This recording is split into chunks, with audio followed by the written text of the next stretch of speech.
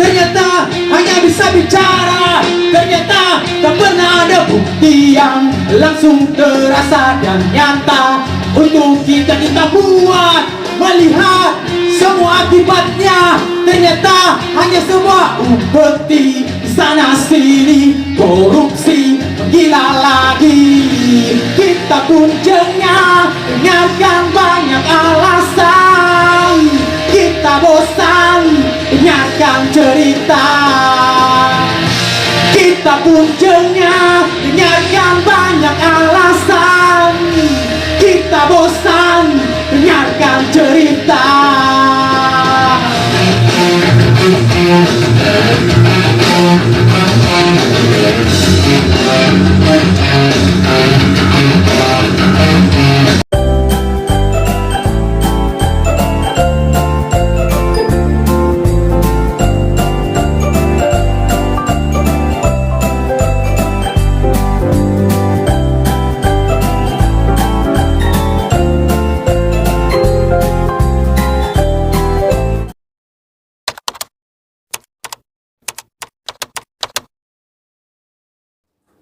Assalamualaikum warahmatullahi wabarakatuh. Para sahabat, kembali lagi bersama saya Mr. Kreasi. Hari ini para sahabat, saya akan share ya tentang sesuatu yang mungkin selama ini saya jarang bicarakan para sahabat. Karena saya rasa ini adalah masa yang cukup saya yang rasakan para sahabat.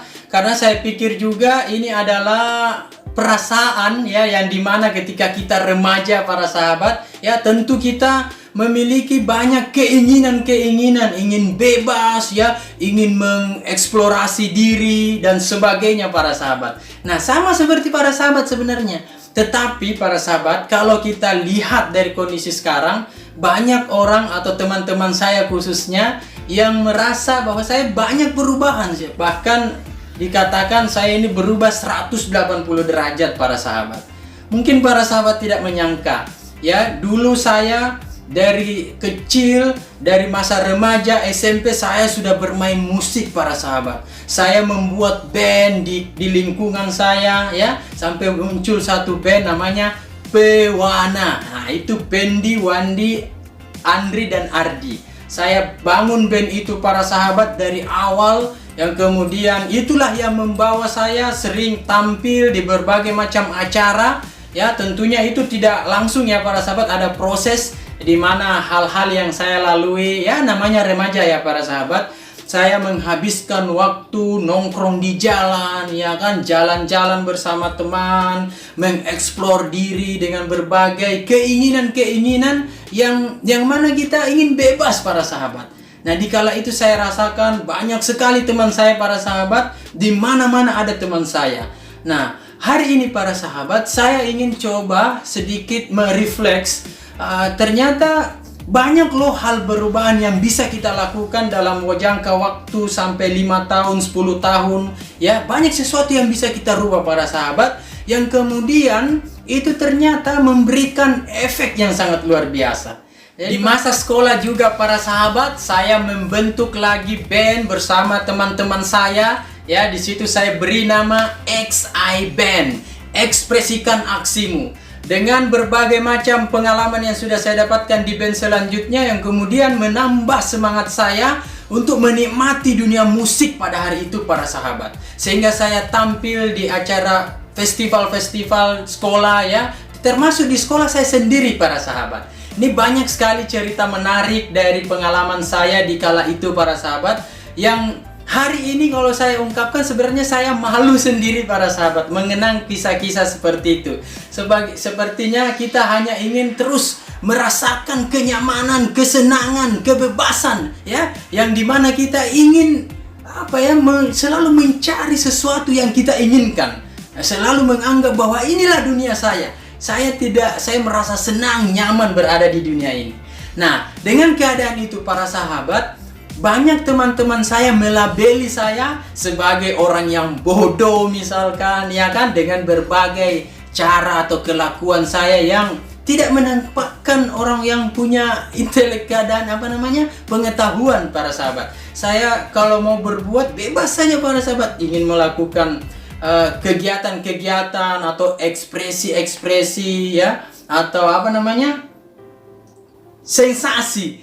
Nah, saya selalu membuat sensasi para sahabat, yang kemudian saya dicap juga sebagai orang gila, ya kan, sebagai orang aneh dan seterusnya. Itu saya rasakan para sahabat. Suatu ketika ada kejadian di sekolah, ini acara festival musik, saya masih ingat para sahabat. Dikala itu yang menjadi bintang tamu dari band indie Makassar ya, yang kemudian membawakan lagu Niji para sahabat. Ya, saya suka sekali dengan lagu-lagu Niji yang membuat orang goyang dan sebagainya. Saya berjoget para sahabat di depan lapangan, di sekeliling ini banyak teman-teman sekolah saya para sahabat yang melihat saya berjoget sendirian seperti ya, makanya saya dilabel sebagai orang gila para sahabat. Bahkan salah satu guru saya ya, saya masih ingat, dia guru bahasa Indonesia saya para sahabat. Itu saya dengar dia mengatakan kepada teman-teman saya, jangan berteman dengan dia. Siapa itu? Pendol. Jangan berteman dengan pendol. Gila itu anak.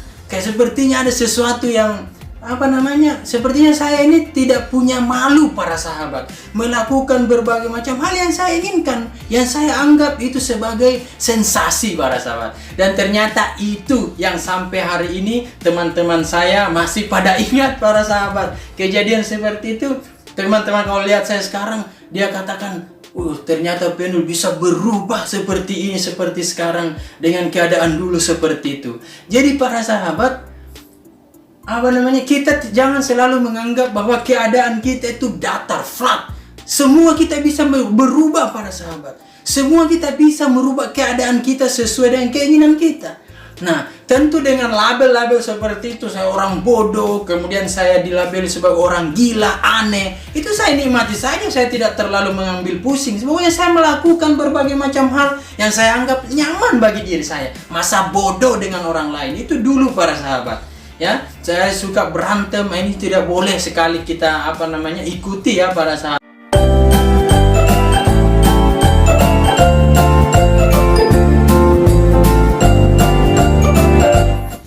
Itulah para sahabat, mengapa saya buat brand ya, Kreazi. Nah, itu ada dua kata. Yang pertama yaitu crazy, yang kedua adalah kreatif. Nah, kenapa saya kasih dua kata kemudian disambungkan Kreazi? Saya maknai Kreazi ini adalah penggila kreativitas. Jadi yang dianggap teman saya gila, bodoh, aneh dengan membuat berbagai macam sensasi, itu adalah bentuk kreativitas para sahabat.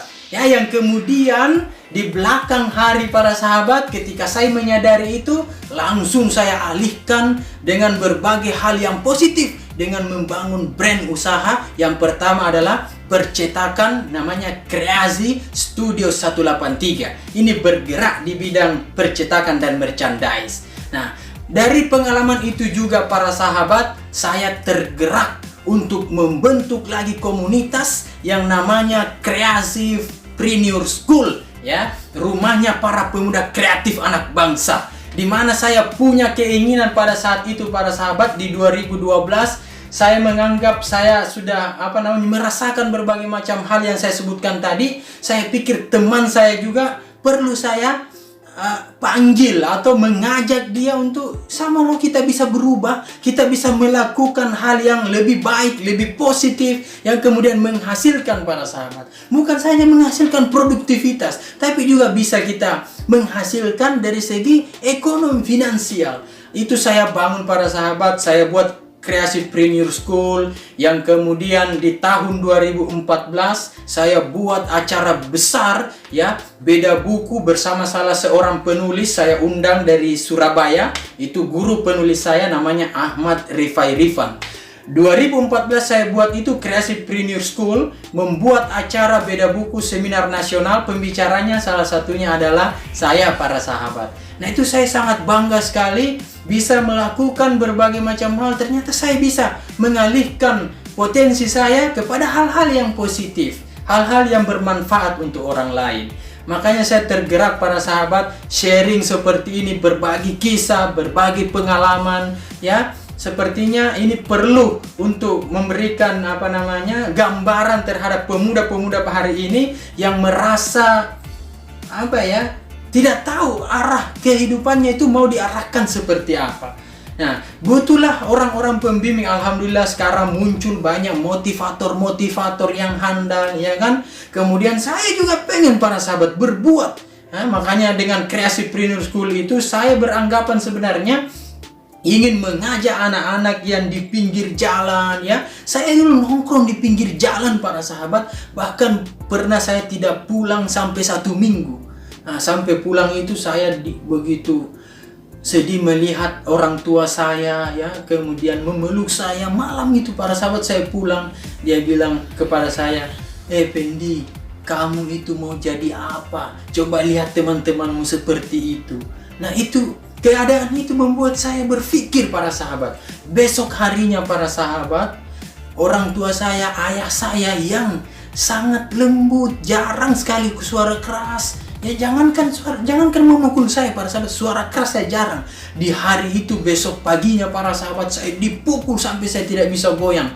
Di situ saya sadari ternyata mungkin selama ini saya sudah terlalu melampaui batas, ya. Bahkan sampai tidak pulang para sahabat 1 minggu. Bayangkan ngapain di luar sana para sahabat.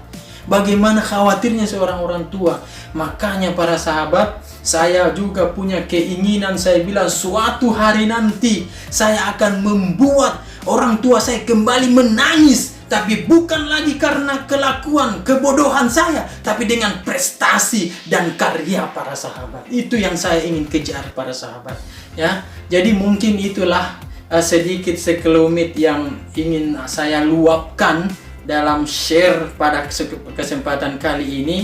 Mudah-mudahan ini bisa, ya, menjadi motivasi saya juga untuk selalu berbuat, selalu berusaha untuk berubah dan menghasilkan sesuatu yang baik untuk masa depan kita, ya. Saya kira sahabat, kalau saya bisa, sahabat jauh lebih bisa para sahabat. Saya sadar diri bahwa tidak punya kemampuan apa-apa.